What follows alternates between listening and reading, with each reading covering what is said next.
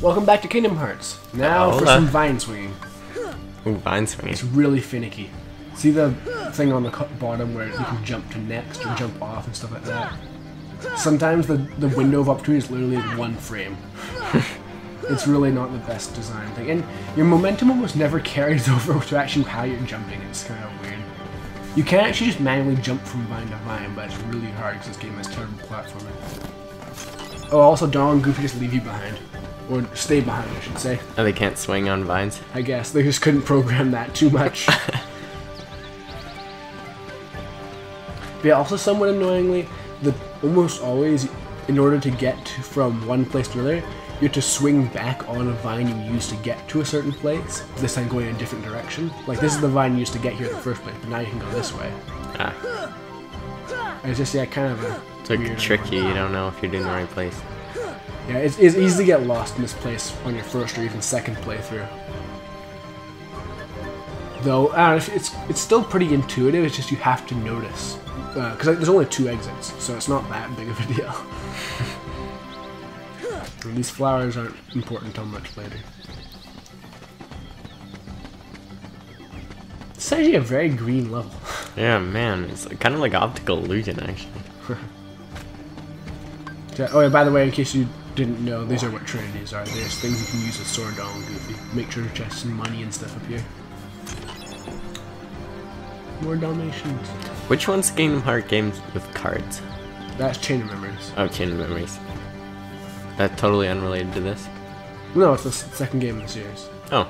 It's actually being ported to the PlayStation 3 in HD along with this Kingdom Hearts in Kingdom Hearts HD 1.5 Remix, or however you're supposed to say it.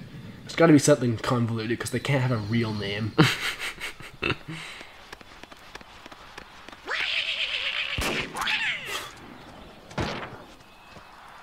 Oh snap, you brought on the Papa Gorilla. Look at his face, he's like so terrified by Donald. Please. Does this make the guy happy now that it proved that the friends saved the little gorilla? Nope. He's one of those like stereotypical leader people who's like, oh, I don't trust you until the very end. You don't understand. I was only trying to... See, what is that accent? A snake slithered by. You see, I saved that poor gorilla's life. I don't know, it's like one of those snooty British...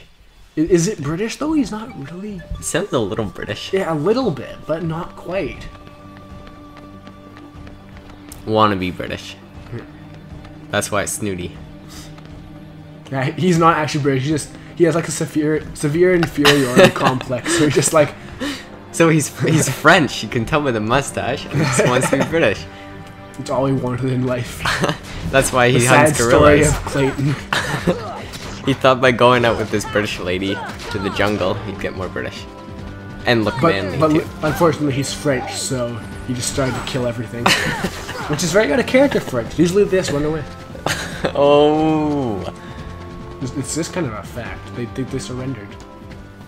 They'll have to live with that forever. And then surrendered. What's the difference? I don't know. Everyone surrendered in the end. Except the Americans. It's kind of just socially acceptable to insult the integrity of French people for some reason. I mean, everyone else has been kind of cowardly except for Canadians, so... I don't know, just... Americans aren't cowardly. And British aren't either. Are they? Everyone has their moments, except for Canadians, they're just good. Well, we don't really have any, like, major moments. We have, like, a few major victories, one massively major defeat, and that's about it, really, going for us. We don't have any, like, major, like, oh, we're such cowardly things. Because we just didn't enter anything. We have no opportunity to do badly, I guess. Yeah, and I'd take that over doing big things and failing massively. Look at his Look mouth. at that face. That is terrifying. Yeah, it actually is. Like, that is the face of a psychopath. I hunt down every last one of them. He has no motivation. It's just lazy. Stake my life on you. Maybe in the movie he has more, like... Oh, he almost smoked. It's almost like M rating. Jeez. Uh-oh, they're gonna come and surround him. It's weird, like, yeah, like, there's this weird, like, sort of thing about smoking in TV and games and, like, media and general stuff, is that they're fine with showing, like, the cigarette or the pipe or whatever until you get to the part where it touches their lips, as if they think kids won't figure it out unless that actually happens. Like, oh, how do you do that? That's true, actually. Well, no, I heard about that in a Simpsons commentary, where, like, there's an episode where Homer has medicinal marijuana, and they weren't allowed to show him actually smoking it, so they have it go right up to his lips, and that's it. Anyways, at this point, the Heartless are finally here, so you can actually fight and get money. These monkeys are annoying. Like, they're not as bad as the other ones that come along, though. There's these girl monkeys. They're called bouncy wilds. Yeah, the regular monkeys are power wilds. The girls are bouncy wilds, and the bouncy wilds can steal a bunch of money and make you fall over. They're just overall really annoying. Power wilds are just kind of annoying because they're kind of like tricksy and jump around a lot and stuff. They can just come out of nowhere basically, but not that big of a deal. They tend to come in clusters, so area effect magic like blizzard or thunder is actually pretty effective too, because well, they cluster together. Anyways, now I have to go and find each monkey, because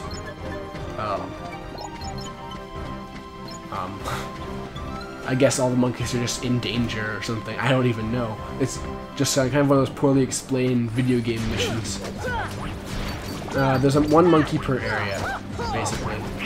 There's not much you need to worry about. Just go to the areas you've been to and you'll save all the monkeys. I think there's 5, maybe 4. Usually it's 5 in this game. There's the bouncy wilds. Just look at them. They're basically built around annoying you.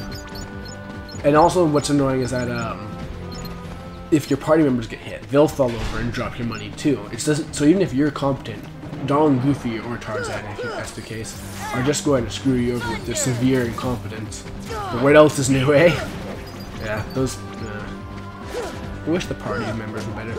I wish that they, for at least like a future game, they take the really good AI of the Dream Eaters from Dream Drop Distance with the actual interesting characters of party members, so you can actually have useful characters. You know, kind of a crazy new idea for Kingdom Hearts, I know, but obviously there's no monkeys in these vine areas, but pretty much anywhere where there's an open area to fight Heartless, you can now find a monkey there. And they'll give you a gummy piece too, but well, it's not very good. They're just typical stuff like guns and stuff. It's nothing like major, like a place to unlock a new world like the other gummy piece that got you here in the first place. Well, wait, no. Never mind. I don't know what I'm about. I hate the vines. Like, the way that they're just like... The way Sora jumps onto it determines which way it flows. It doesn't have anything to do with where you are, so like you can end up facing the wrong way and just and I just fell off. Oh, you can actually land on top of those trees though and get treasure. If you can jump down normally, but you can actually cheat the system and land on them too. So that's kind of cool. Blurred.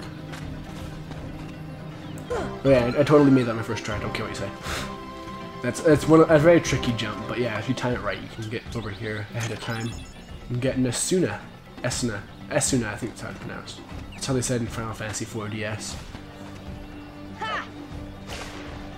Yeah, that's all there is really worth doing down here, I believe. So I'll head over to the actual place now, though.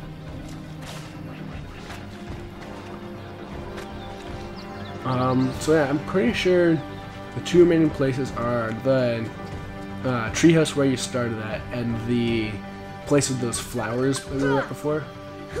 But don't quote me on that.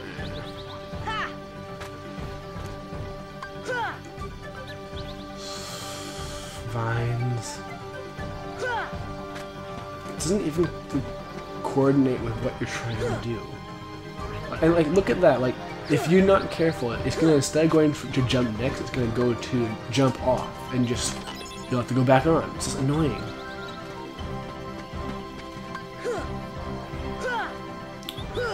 Honestly, yeah, manually jumping is kind of sometimes the better option, which is kind of sad, because jumping in Kingdom Hearts is usually a bad idea. Unless you want to aerially attack an enemy, because aerial attacks are the best kind. Well, in this game it's kind of more balanced towards ground stuff, but any other game after this, aerial stuff's the way to go. Aerial combos are faster though, so there's that. Well, I guess it also depends on your finisher and stuff. But anyways, I'm getting way too deep into this.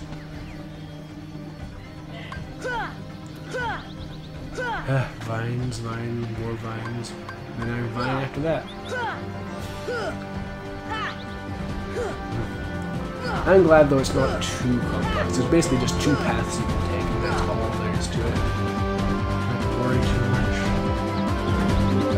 Because that would just be a pain. Anyways, see you next part.